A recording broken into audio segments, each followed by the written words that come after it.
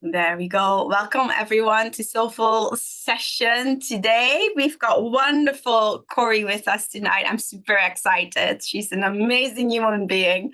She is known as Corey. Corrine is your full name, isn't it? That's right. That's right. Yeah. She's the founder of COA based in Edinburgh, and she's a trauma-informed, holistic, and somatic practitioner, helping others to navigate through their trauma, truly process.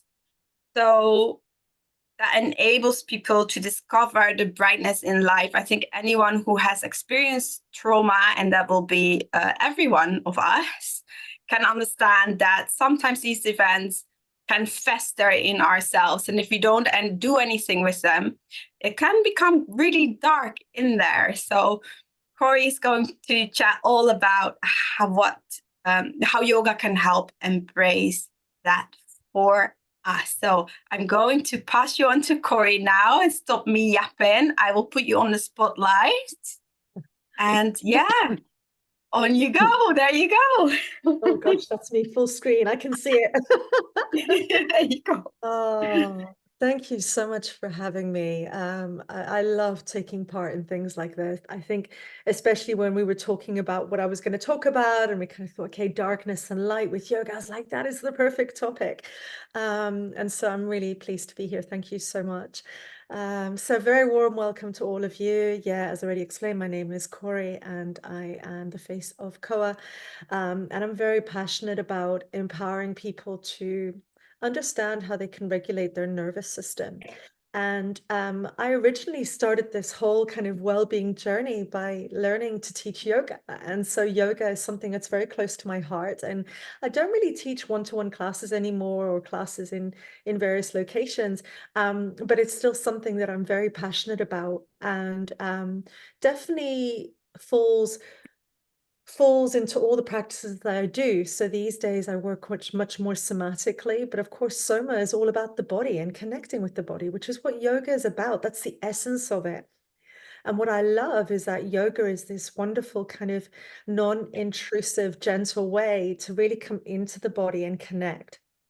So if we think about today and this whole topic of shadow and light, so it's a really interesting one. I was actually just saying that, today I had like the most horrendous day. It was just one of those days that was incredibly challenging. I work in community justice in my day job, for those that don't know, and just came back from holidays, and it was one of those days that started off really bumpy from the moment I woke up until probably about an hour ago. And it was a wonderful reminder of this whole kind of dance between shadow and light, this darkness and light that we're constantly navigating through our lives. Life is not easy. We all have our story, we all have our journey. We all have challenges that we face day to day. And often when things come up, the kind of shadow side of us gets activated, right? So this means the shadow side of us is that part that the things we'd rather not think about, the things that are heavier, that are linked with our attachments from when we grew up, from those formative years when we were born into kind of childhood. They're linked to our beliefs, our culture, all these things, the things that we were taught to believe in our lives. And that then in our body manifests in emotional states, in things that make us more dysregulated, in the way we communicate with others and the behaviors that we also enact. So it's really important to be aware of this kind of shadow side. And it's something that is normal and human, and it's part of all of us. And I guess where the link comes in with the shadow and the light, or the darkness and the light, I like to use more the kind of darkness and light, is that we often are challenging these shadow sides of ourselves, these shadow parts, the kind of the angry self, the sad self, the critical self, all these things, when actually we need to embrace those parts of ourselves. We need to integrate them. We need to find balance and almost show some compassion and love towards those sides of ourselves. Okay, so why am I waffling on about all of this? Well, I'm waffling on about all of this because yoga is that space where we can come into the body and we can learn to have more awareness of ourselves and our being, of emotions that are coming up, of thoughts that are coming up, and approaching them in a very kind of mindful, compassionate way by working with the body. So the body keeps the score. We hold those emotions in our body and those beliefs. And we know research has shown us that the best way to manage these parts of ourselves that we struggle with and the parts that trigger us and activate us is to move, to breathe, to be. And that's where yoga is so powerful, because I think about, so I started off by doing vinyasa training, and it was all about the kind of the power poses and things like that, you know. I remember at the time, I can't even imagine that now when I think back, because I'm in such a different place now. But at the time, it was very much about the planks and, you know, your down dog and everything else and headstands. And then at some point, I got into mindfulness, and I then kind of trained in yin and restorative yoga. And that's where I really kind of felt the power of coming into the body for the first time, because I suddenly was holding poses for a longer period of time.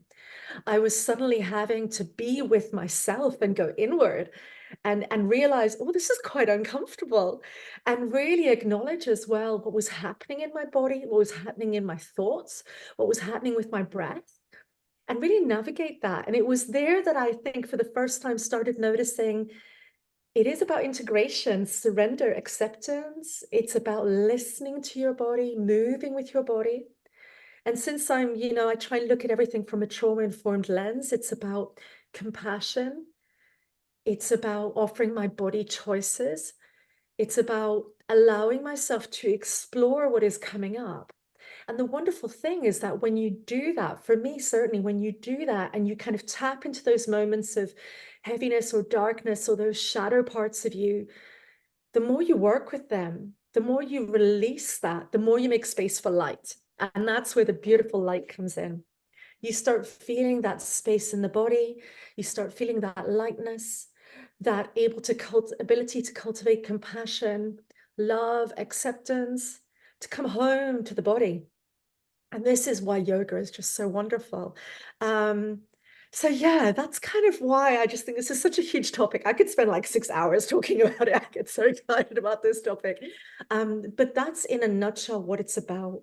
It's about this dance of darkness and light, shadow and light, and using yoga as a physical practice, a gentle physical practice to explore that, to work with that and see where it takes you.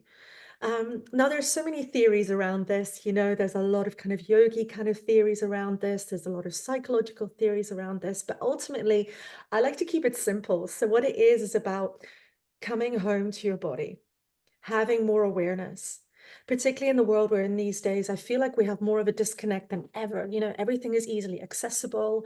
We're all on our phones, laptops. Life is so busy, so fast all the time. We're almost, well, I see myself, I'm always looking at what I'm going to be doing next rather than just being here now. And if I'm here now, that's when I start to notice, oh, okay, my heart is racing a little bit more. You know, my breath is a bit heavier. I saw it today when I was feeling quite dysregulated. I got really tearful at work because I just felt in that moment quite overwhelmed. I'd lost myself. I'd already started thinking about everything that I couldn't do over the next few days, rather than being in the present moment and going, hold on, right now, there's things that I have control of and things that I don't have control of. There's an element where I need to give myself some love and compassion. And there's definitely a part where I need to be in the present moment and listen to my body rather than just react. And this is where often the shadow parts come in, or that darkness. We're reactive rather than just being present. And so I went for a walk around the block, and that already made such a huge difference. So that was just today. Okay, right. So a little bit of theory. So I'd really like to talk to you about the window of tolerance. I'm going to get a bit of help here to bring my window of tolerance up on the screen. That would be so great. And I'll take a breath as well. Oh, gosh. There we go. Can you see that? I can see it. Thank you so much. Perfect. Hopefully everyone else can see it too. I'm just going to take off this cardigan as well. Do you know, as much as I'm always doing so much public speaking, this stuff still is quite, it's quite activating, I think is the best word. Okay, so I never want to assume what people know and don't know. And this is a model that I am really passionate about, really excited about, and I use for myself, but also with my clients in my day job and also in the work that I do with Koa. And it's something that I have found that I find really helpful, particularly with my yoga practice, and particularly with this topic we're looking at today. So you are looking at the window of tolerance. Now, if this is new to you, the window of tolerance is all about arousal states. So this idea that we are constantly navigating our day and our moment by moment, and we have different arousal states that we move through, we fluctuate through.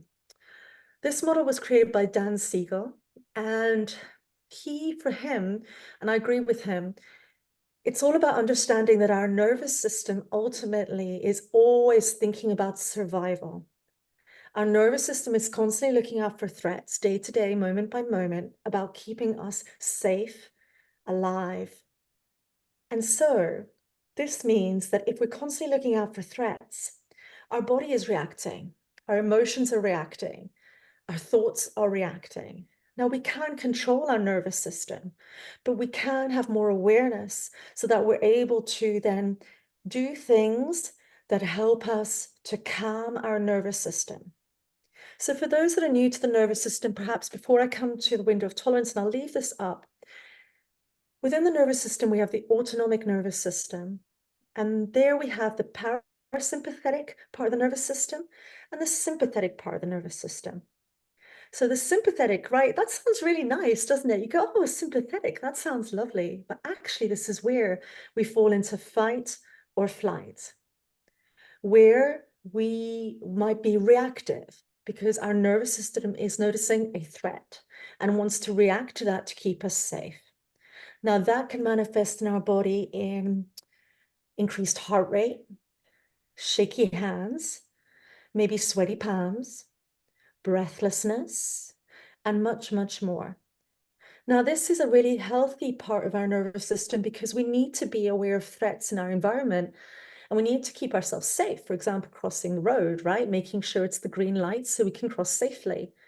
However, if we get stuck in that state, which is often for trauma survivors, it can feel really overwhelming and the world can feel unsafe and quite scary. Now, the parasympathetic part of the nervous system, this is where we rest and digest, where the body feels soothed and calm, where we find our mindful moments, where we feel grounded. And if you think of that darkness and light, in some ways, you could say that the light is the parasympathetic part and the shadow or darkness is the sympathetic part, both in their own way. So when it comes to yoga and really coming into the body and calming ourselves and feeling soothed and having awareness and making space for light, releasing what does not serve us, we want to kind of activate and come into the parasympathetic part of the nervous system, the rest and digest. Okay, I know it's a lot of information. So, okay, window of tolerance. So the window of tolerance, as I said, created by Dan Siegel. You can see here there is, if you like, 3 different parts. So we have the top part, which is the hyper-aroused section. This is where we have that fight or flight, that part of the sympathetic nervous system where we react. There's examples here where you can have anxiety, feel overwhelmed, chaotic responses, outbursts, being emotional, aggressive, anger, rage.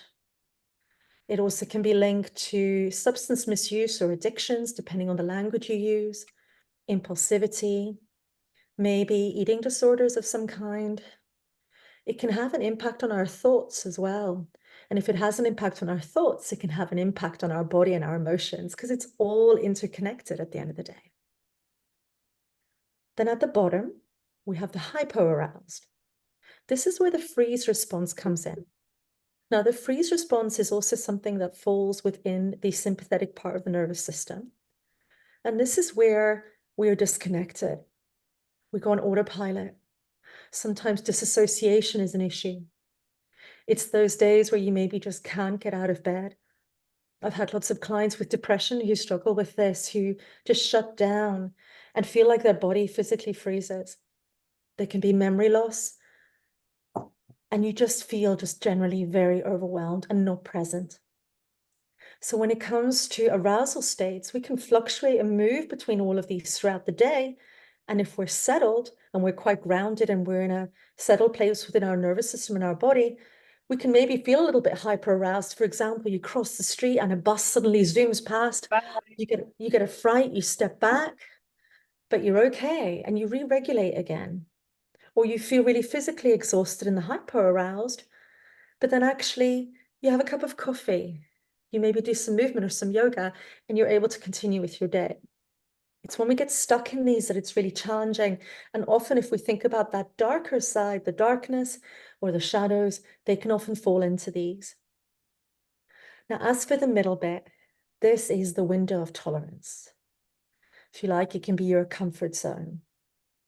It can be where we can self-soothe, we can regulate our emotional state. And this is again where we can get into this window of tolerance or widen our window of tolerance. I could rather say widen rather than come into it, because realistically, we're constantly fluctuating. Widen our window of tolerance by doing things like grounding exercises, mindfulness, soothing practices like somatic practices, yoga, breathing. So our intention is to really widen our window of tolerance, to literally widen our ability to tolerate things. Now, I'm using this model because I think it's really relevant if we're thinking about the practice of yoga and this idea of, in an almost playful and exploratory way, kind of looking at the darkness, shadow, and light. It's helpful to understand what's going on in our bodies and our nervous system and what we can and cannot control. It's also helpful to know how, by practicing yoga, by doing various poses, by allowing ourselves to just be in the moment, we are regulating our nervous system. We're building our tolerance. And when we do that, we're allowing our body to feel safe enough so that it can start to release what isn't serving it. Now, when I talk about what isn't serving it, that can be those shadow parts, those critical thoughts, those heavy emotions, so that we can move with yoga, with the breath, perhaps with meditation, and allow the body to release what it doesn't need. So that when you release that, you make space for light. And that's where the magic happens. So I wonder, let's maybe close the window of tolerance at this point, because I think, and I've kept it really simple, just with one little image today, because I sometimes think we can kind of be like death by PowerPoint. Okay, so thinking back to this idea of yoga, darkness, light, shadow, light. So I'm thinking about my own personal practice. I've definitely started now having a regular practice of asking myself, where am I in my window of tolerance? Am I able to practice right now? Does it feel okay for me and my body? And most importantly, because we know movement is so powerful, what is it I need right now? So it may be that if you are feeling more of the hyper aroused, that flat, can't move, freeze, overwhelmed, that's when you want to move. So maybe you actually want to take more of movement into your yoga. It may be that you're actually wanting to do some sun salutations, or maybe you want to do a more powerful kind of down dog, or you want to just stretch the body in a deeper way so that you can get some movement into it. Maybe even deepen your breath so that you really feel a connection. On the other hand, if you're feeling like you're really quite hyper, you're up here, then maybe you need to slow down. Maybe you need to do more of a meditative practice, come into a yin pose, maybe come into a restorative pose. If you're new to restorative yoga, I love it so much because you get all this wonderful support from cushions and blankets and props, and they literally hold your body in place so that you can release, you can feel held, you can let go. And that's where the body starts to feel like, okay, this feels safe enough. I can breathe a bit deeper. I can let my body feel a bit heavier so I can let go. And that automatically allows us to kind of work with the layers of the body so that there is this feeling of release, of tension moving, of heaviness perhaps moving in the body itself. And I don't know if any of you've experienced that. I know I definitely have. It's such a powerful thing.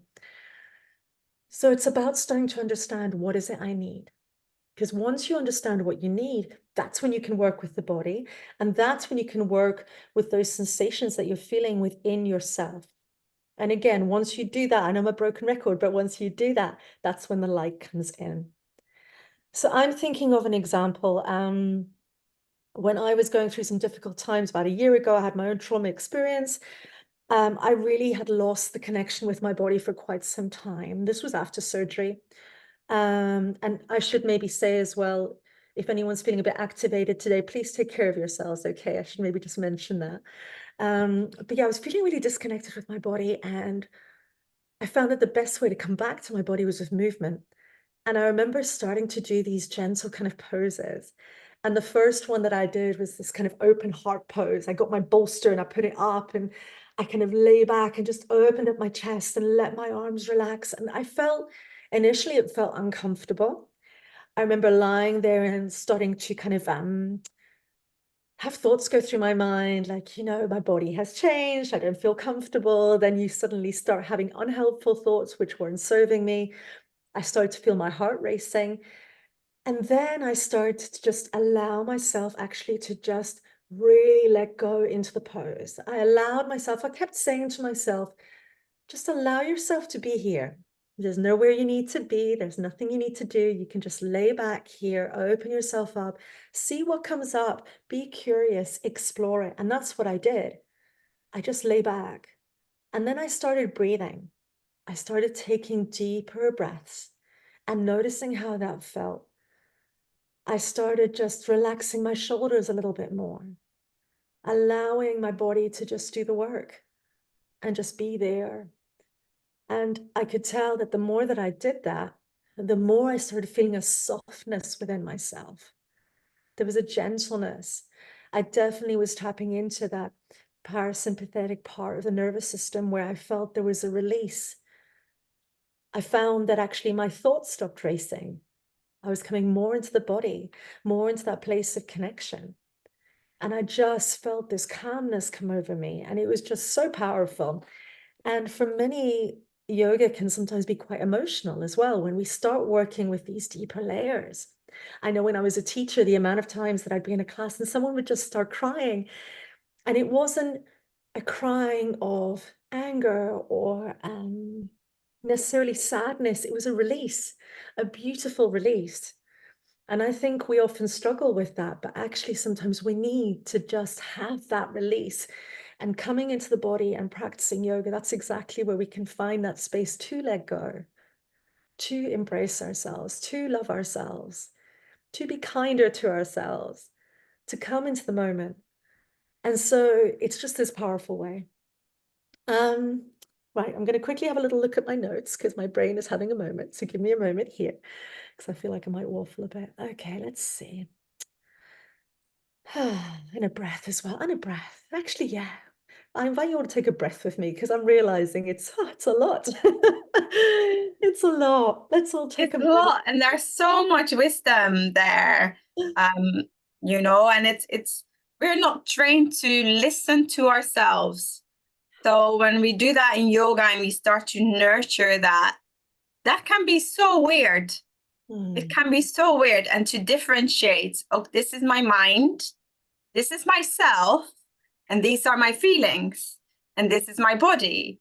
And it's like that can be very tricky when you start doing yoga, but the more we practice, the more safety we start to create, that recognition. Oh, okay, I recognize this now. This is this and this, and diving deeper in it. Yeah. It is exactly that, isn't it? It's an exploration and a navigation, that awareness. It all comes back to awareness, doesn't it? It really is that. And Yes. I think it's something we need to talk about more as well. I feel like we don't talk about it enough. What do you think? I feel like it's something we don't often talk enough about. It's In the world, definitely not. Where we're always on the move, do this, do that. We live in a capitalistic world, most of us. very few exceptions, but it's targets, it's deadlines, it's paying bills, being responsible, meeting that responsibility, having a social life. Where is yourself? Where is that time to nurture your awareness, to check in with you and give you what you need, like you say? Um, it's not many people are talking about it, but it becomes a bit more and it becomes a little bit louder. So yeah, it's good. So yeah, thank you for doing this, because this is so needed. This is so needed. Oh, I'm with you, and I find that the more I'm getting immersed in this work, the more I become even more passionate about it. And I'm kind of trying to shout it from the rooftops, because I do think we need to normalize that it's okay to have that disconnected times with our bodies, that it's okay to struggle, that it's okay to feel overwhelmed, but that we can come to the body and we can create safety. It is possible. And the key thing is, it's about moving slowly with that. I think sometimes we push ourselves. I mean, I think back to myself. I remember when I first did my yoga training, and when I was in my training itself, it felt like I was living and breathing yoga for like a year. But I kept pushing and pushing and pushing myself. And back then, I definitely didn't have the awareness I have now. And I know I would do things very differently. It felt at the time very much about getting the perfect pose. And now I know that actually doesn't exist. The perfect pose is what works for you and your body. And I think back to when I used to teach classes, and I remember having, and some of you that know me might have heard this story before, I remember having a couple come to my class, and the woman had said to me that she convinced her partner to come along, and he really didn't want to come, and he's going to come along. And so he came along, and it was a yin class. And I think I started off with a meditation. And then after the meditation, he'd chosen to lie down. After the meditation, I was like, okay, let's start with, our poses, our asana. And he'd fallen asleep. And he actually slept throughout the whole class for 60 minutes. But you know what? That was his yoga practice. That was what he needed. And I remember going up to him at the end, and he was like, oh, I'm so sorry. And I was like, no, that is amazing. How wonderful that your body felt safe enough that it could just rest, that it could just be. And I was so happy. It was just like the most beautiful thing. And it was another reminder of how, yeah, we need to listen to our bodies. Yoga is not about the perfect pose. It's not about standing on your head and, almost physically hurting your body to do something that it doesn't want to do or need to do. It's about connection, listening, because otherwise you're just forcing something, and that isn't helpful in any way. If anything, you're feeding that darkness, because often that can bring up shame and guilt, and, oh, I didn't do that right, or I can't do it right. Yeah, it's just one of those things, isn't it? I don't know. How about you? Have you had experiences in your classes as well where you've noticed this when you've taught? So I'll tell a story. What I think is, I women and men. I'm just talking about the bodies right now. Women and men, very different, very different. Women, people more in touch with the feminine side, the softer side, are much more able to listen to their bodies, to find a little bit of resistance, because I always talk about find a little bit of resistance and touch it. But don't go any further than that. We don't want to strain. We never want to force anything. We want to be curious. We want to explore. Oh, hang on. How is this feeling? Oh, here's that little pushback. I'm just going to sit with it. I'm going to breathe with it. I'm going to feel. And maybe it shifts and maybe it doesn't. And maybe I need to back off a bit. Yeah.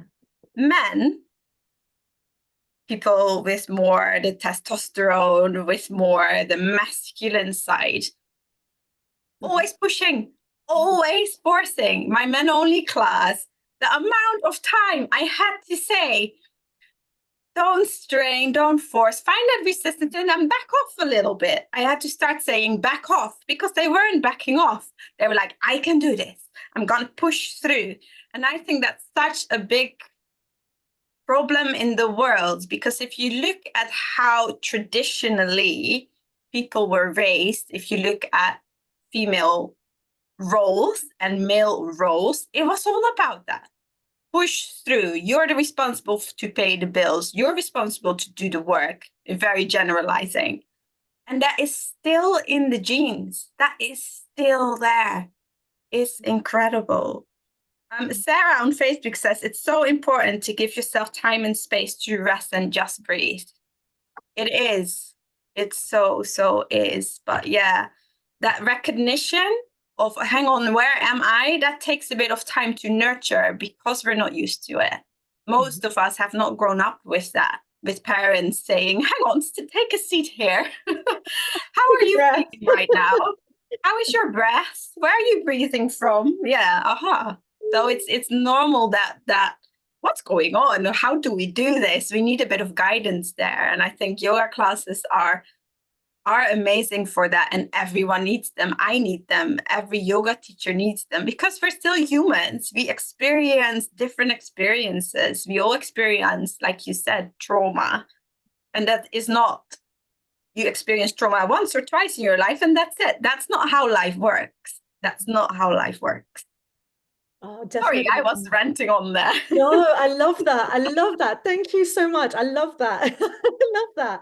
You know, because it's actually it's so lovely for me when there's a discussion. So I really appreciate it. Thank you.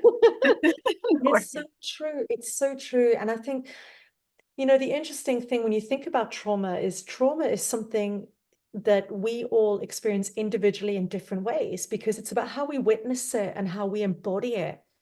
And that's exactly where the kind of heaviness and darkness and shadows and all that comes in, whether it's your shadow parts that you're working with that are parts of yourself that you struggle with, or the darkness and heaviness that's gotten stuck and heavier in your body.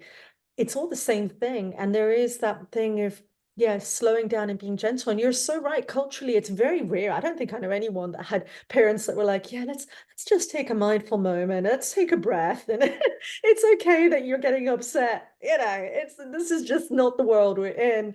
And that's a challenge in itself, I think, because we have to also be realistic about the world we're in. It's not perfect. And it's not going to be. And that's another part of it as well, all about acceptance. I mean, I've become really kind of um, so engrossed and immersed and passionate about surrender, which is all about acceptance and letting go and being in the moment. And by no means does that mean that I've cracked it. I'm still working on it every day, every moment. I'm human, like we all are. But that's a key part as well. And that's why we need to talk about it. And that is the key. And you know, you were talking there as well about this more, the awareness that a lot of people don't have.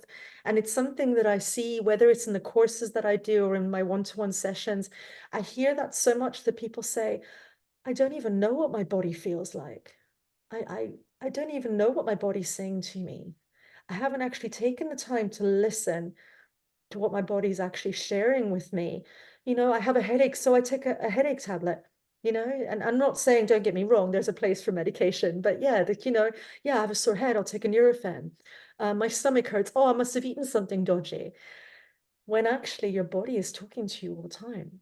It's constantly talking to you. And that's where when you're in with yoga, it's what I love about yoga is in that moment, if you truly surrender to the practice, if you truly give yourself up to the practice, and that is all you do and listen to your body, you start to listen.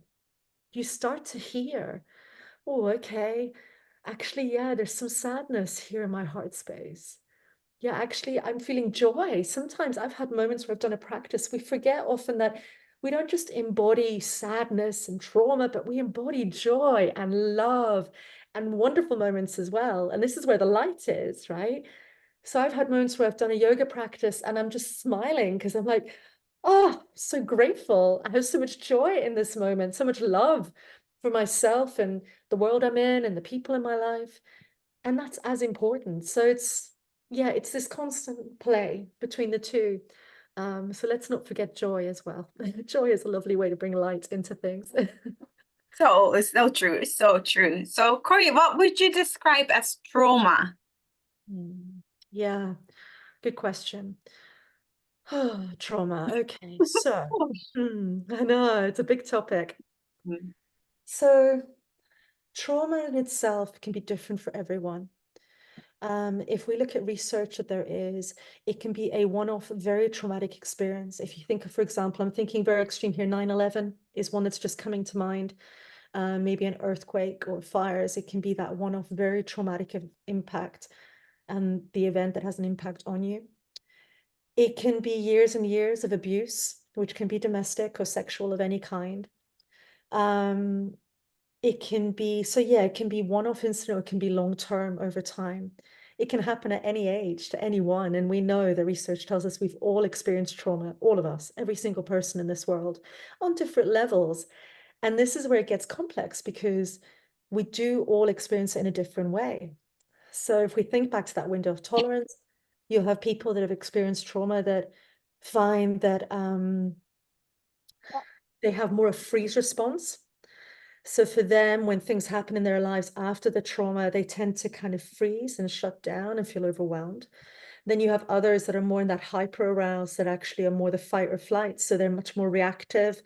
A lot of anger can come out, distrust in relationships, distrust of others, not feeling safe, and that coming out in a very aggressive and impulsive way. So we're all very different in that way. And as for the trauma itself, research tells us that trauma occurs when we don't feel witnessed or seen or supported in that moment. When we feel so unsafe that our body experiences something to be a traumatic event. And that's what it comes down to. And so in all the somatic kind of studies that I've been doing for quite a while now, you know, I'm currently studying with Bessel van der Kolk, who I just adore that man. My gosh, he's so wonderful. You know, he's just the most wonderful man there is, I think. And he says it's as simple as that. It's about not being witnessed, not being seen, not feeling safe. It's all about safety and not being able to experience a traumatic event and then recreate safety after that quite quickly. And that can also be about the connections in your life. So there's a lot of discussions about co-regulation, you know, this kind of working with others so that you can learn to regulate yourself. You can learn to work through the difficult traumatic events and know that you're not there anymore. You're here now. And that is where your safety comes in. And again, yoga is a wonderful practice for that. In fact, Bezel's a huge advocate for yoga. He says it's not recognized enough. And he's so right.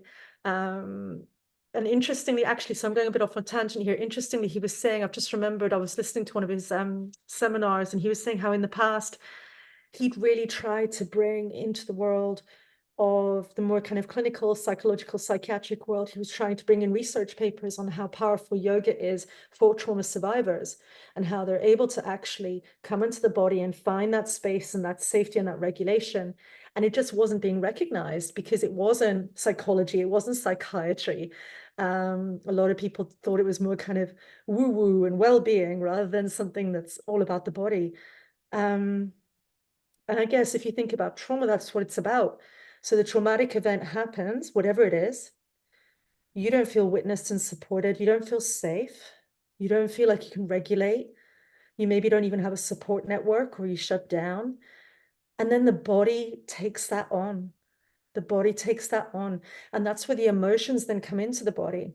And the emotions can get stuck. So people that aren't able to work through their trauma, whatever point in their lives, will often continue to be triggered or activated by events that continue to happen in their lives and keep repeating very unhelpful patterns of behavior, whether it's keep going into very harmful relationships, maybe just being very reactive, maybe falling into substance abuse, eating disorders, all these things, because they're not able to shift that emotion that is connected with the trauma.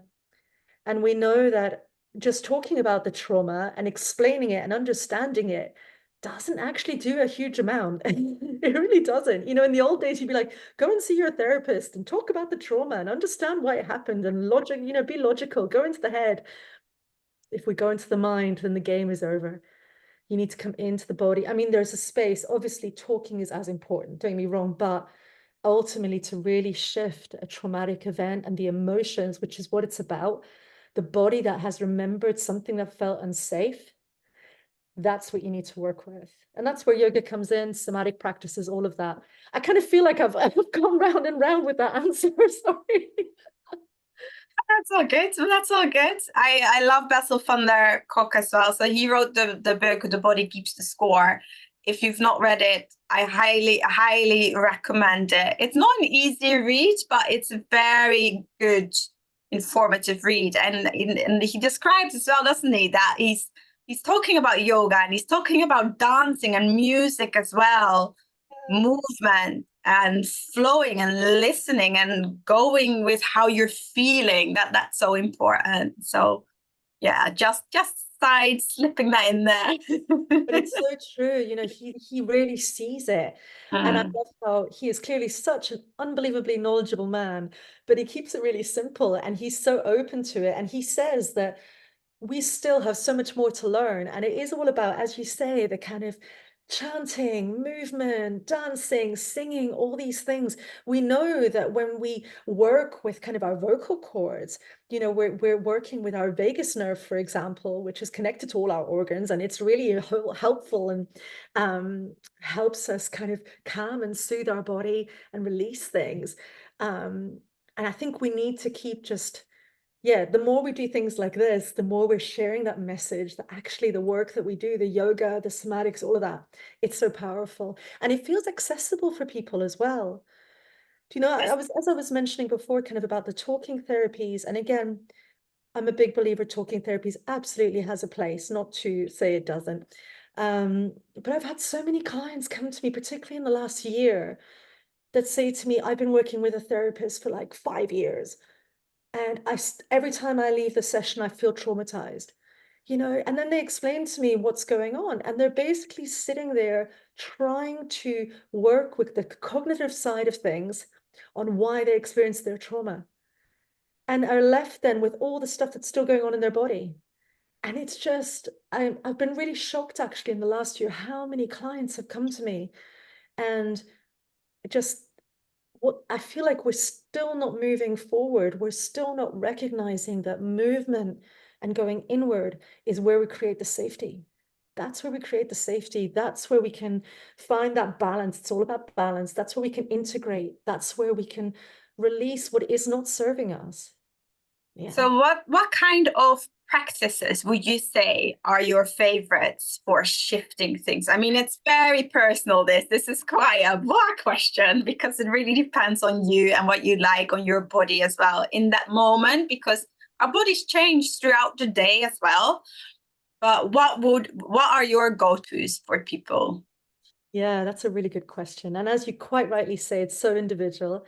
And I think certainly, specifically with my one-to-one work, that's all what it's about. And same with yoga, it's about exploring what works for you, right? But my stuff that I love. So when it comes to yoga practice, um, I do love restorative kind of poses. For me, they're definitely, I'm more the kind of hyper than hypo. So I need stuff that grounds me, that settles me. So I guess on very basic terms, and I guess this isn't really a restorative pose, but kind of mountain pose, you know, standing nice and tall, shoulders relaxed, palms facing forward, just grounding myself through my feet is definitely a big go-to for me of calming the body and allowing things to release. And when it comes to restorative poses, I really like a lot of heart opening kind of poses. They really work for me because I carry a lot of heaviness in my kind of heart space.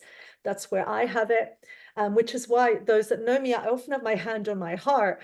And my hand on my heart isn't just kind of like, you know, a little gesture. It's also because I'm kind of soothing myself and feeling love in that moment. It all happens for me in the heart space.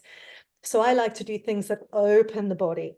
So I explained before the kind of opening heart pose. At the moment, perimenopausal brain, I can't think of the exact name of the pose, but you know, with the bolster where you're lying on and you're opening your chest and allowing your body to relax.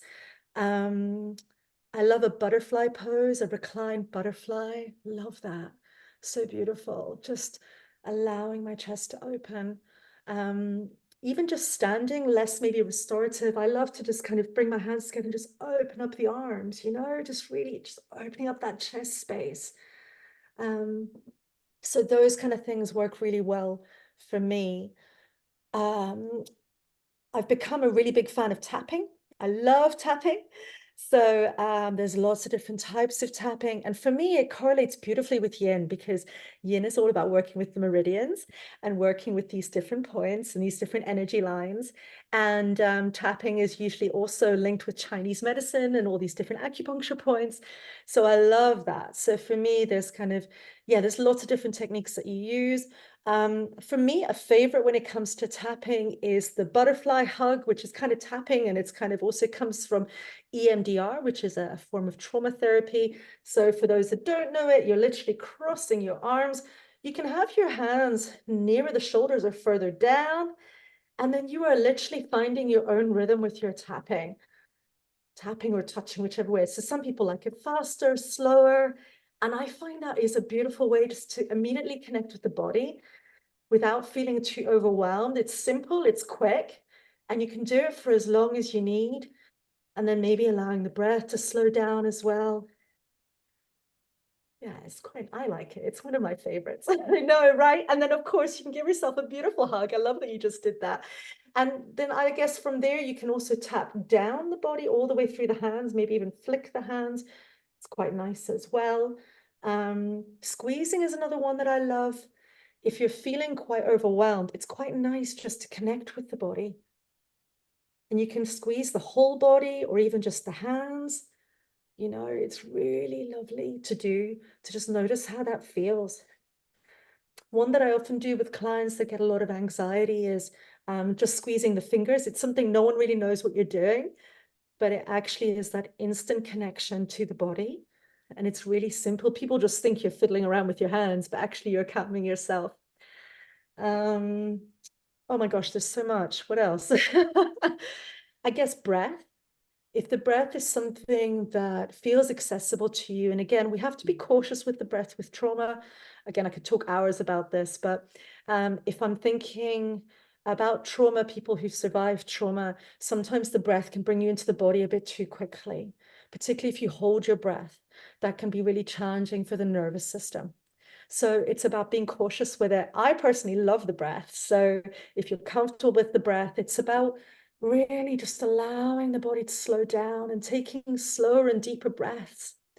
It can be lovely to even use your hands to notice where your breath is at. So you can have your hands together, and as you breathe in, open up the hands.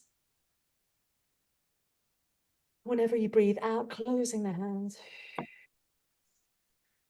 And it's quite good because then you notice whether you're going fast or slow, right? And if you think of yoga, cat-cow is a wonderful way to see the breath, right? Breathing in as you bring the neck back and the nose up, and breathing out as you roll the back. Again, there you can notice, where is my breath? Is it fast? Is it slow? Where is my body?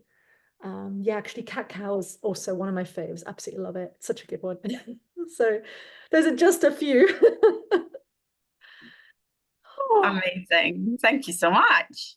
Oh, thank you. Thank you. How about you? What works for you? I'm curious. Ooh, what works for me? So I've become really good at recognizing, really good, not great, but really good, I'd say. Because when you teach, you do it so much and you recognize, oh, hang on, hang on, hang on, hang on. You really tap into that.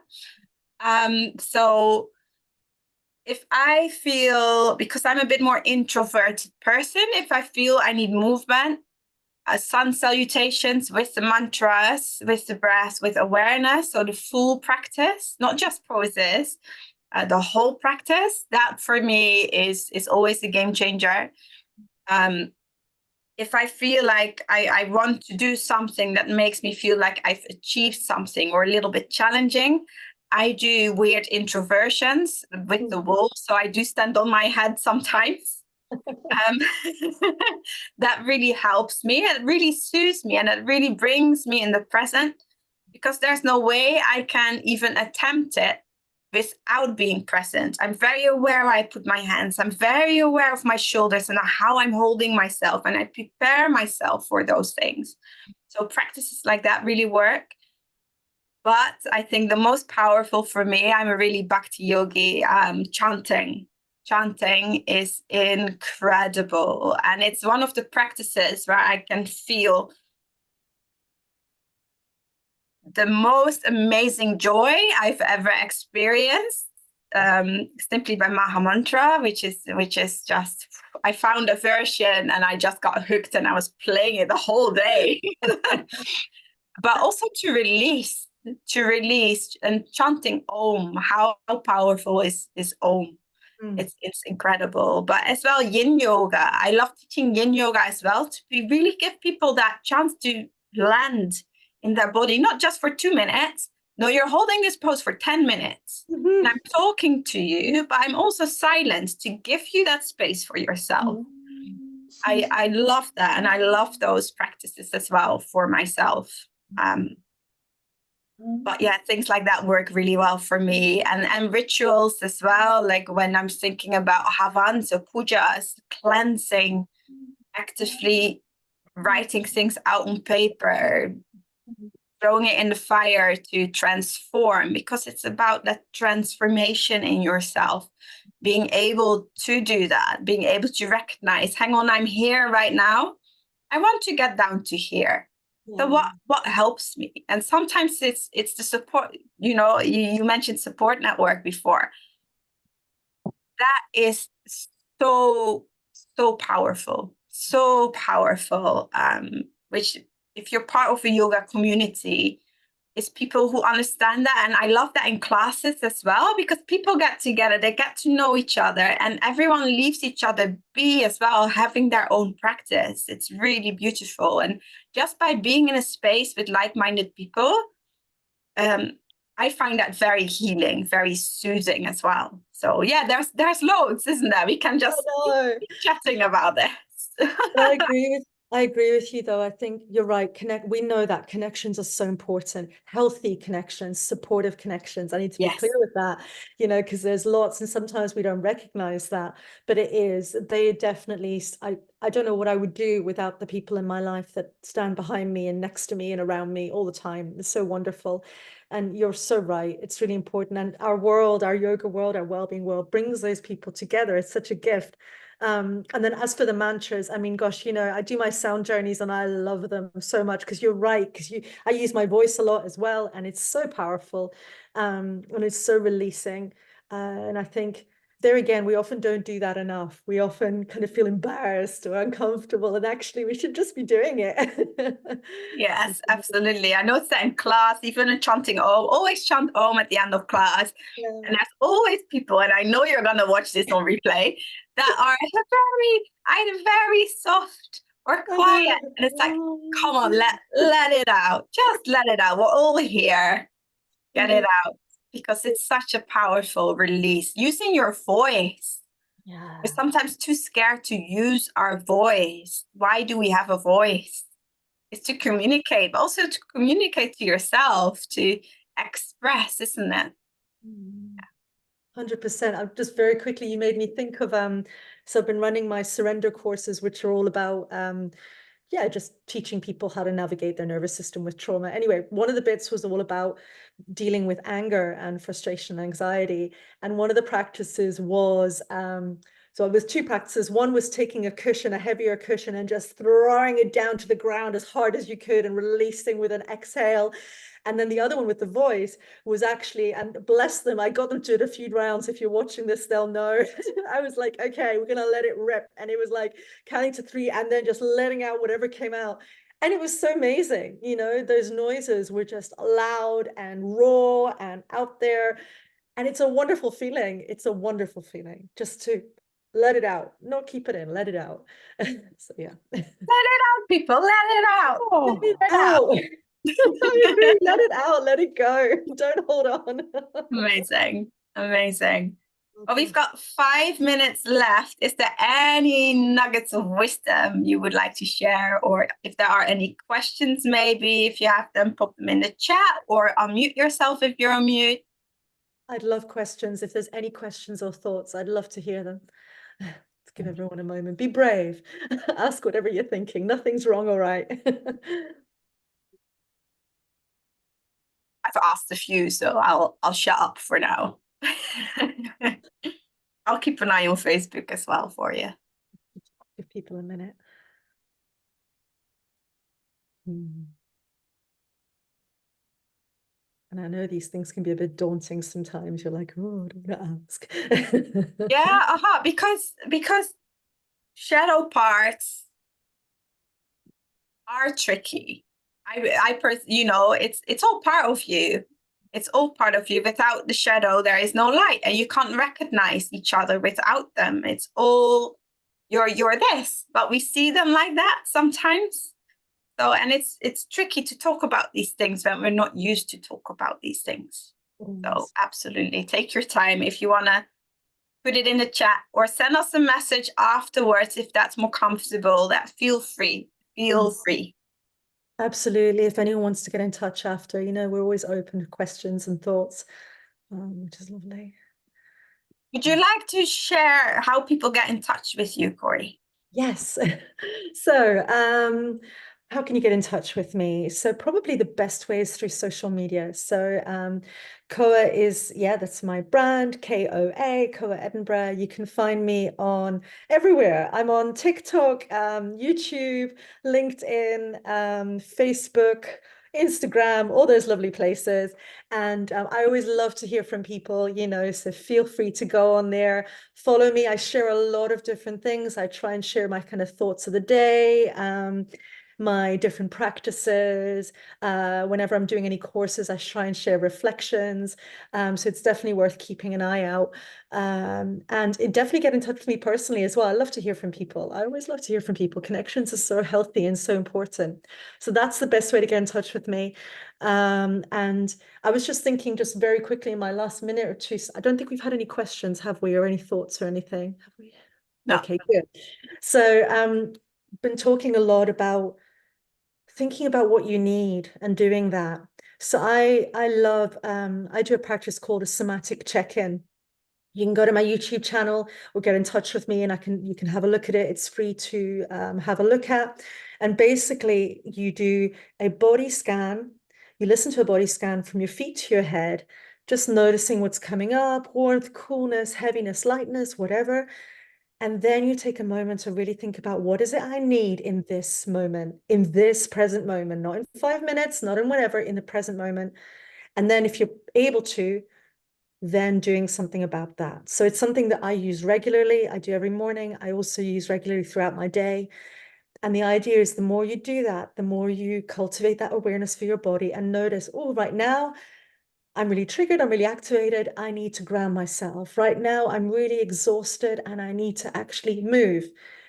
You start to notice what you need in each moment. And it's a lovely thing to do. It is a lovely thing to do. I shared it in the chat for anyone. I shared it on Facebook as well, Corey's channel. So have a look, beautiful things on there. Thank you. Anyone else? Any questions? Oh, here we go. Georgia says, these days I was feeling very disconnected with my body, going through grief. Oh, I lost my dad last year. I'm so sorry, Georgia. So I guess this is my trauma. Yes. So thank you for this chat. Help me to reflect and to connect with me. I feel a bit more connected. Thank you. Grief is such a big one, isn't it? It's such a big one. You're not alone there, Georgia. Absolutely not. I've lost my mom last year. I lost my dad 5 years ago. So it's tough stuff, tough stuff. So thank you for joining us. Yeah, I know it is. Grief is really, it's such difficult, it's so difficult, isn't it? I think, and I agree, you're not alone. And really try and, listen to your body. What is it I need? What is it I need? What do you need? Do you need a bit more love for yourself? Do you need to be a bit more gentler, slow down, or do a bit more? Do what's right for you. Prioritize your body and your well-being, and know that you're worthy of that. And it's really important. Yeah. Thank you. Sheila, I'm not sure if I pronounce it right. I'm sorry if I don't. My English names vocabulary isn't so good when it comes to Scottish and Irish and things. So, but would like to thank you both. It was so thought-provoking. Just one point, working in a group. Do you notice that particularly with sound, this can be even more powerful and alone? Yes. Ah, 100%. Wow. Absolutely. Yeah, the energy that's brought into the room when you're in a group is so powerful. I'm definitely, after every group, whatever group I do, I'm always buzzing because it's just so, so powerful. Absolutely. And it's very healing and it's just great. It's just great. Yeah, absolutely. Yeah. I'm hosting a kirtan 12th of July. And when people, in the beginning, it's a bit timid, and then people open up and realize, oh, we're all in this together, and it comes, and it's so, so strong. And I love doing sound baths with Om chanting sound baths. So you sit in a circle, you have two people in the middle who don't chant, and they just soak up energy from the people around them. Mm. Wow, it's so, so strong. And if you have enough people, you get a harmony above it. I've not, yeah, you've experienced that. So it's like another voice almost, but to me it's like the universe is there with us in that moment, just supporting and releasing. It's definitely what you say. Yes. I love how you describe that. It's so true. It's so wonderful, isn't it? It really is so, so wonderful. It's oh, yeah, no, it is. It's such a gift. That's why if you can find something where you can connect with others, it absolutely can be so empowering and healing. Did you say 12th of July that you've got a kirtan? Yes, Ooh. it's a Friday evening. It's in Falkland, on the Falkland Oh, I estate. saw that. It's with Maggie, and it's in a garden studio. She has a garden studio, which is really cozy, really lovely, and yeah, looking forward to that. Yeah. I love a It's kirtan. not as well. It's not. You don't have to be perfect, do you? Like I'm not the best singer in the world. I just don't care. It's my voice, and I'm expressing it, and that's learning how to be comfortable with that. That you're there. You have the right to voice. You're worth it. You deserve it, and we deserve to hear it. You know. Oh, 100%, 100%. Love it. So agree. Right. Well, I'm very time conscious. So, Corey, is there anything else last that you'd like to share? Anything that you've got coming up that might be really interesting for people? Oh gosh. I guess best thing to do is go on my social media or get in touch with me. I have a newsletter that I share once a month. If you're more of an email person as well, where I have all my offerings, I've got sound journeys and all sorts of different things coming up. Would love to see any of you there. And I offer a lot of community spaces as well. If money's an issue right now, I get it, and I do offer that as well. So yeah, best way is to get in touch with me, I think. But I just want to say thank you. Thank you so much for having me. It's been an absolute honor. And Ingrid, I love the work that you do. It's so great. And just, Oh, yeah, just thank you. I feel incredibly grateful. Thank you. oh, well, thank you so much for joining us this evening, for sharing your wisdoms. It's much, much appreciated. And you're just a shining person. It's beautiful. And thank you. Yeah, just thank you so much. So everyone, Corey from Koa, get in touch with her. Start following her. She's, like you see, an amazing, amazing person. So I'm going to stop the live on Facebook right now. And I will stop the recording as well. Again, if you want to get in touch, get in touch. Just send us a message. Have a lovely day wherever you are.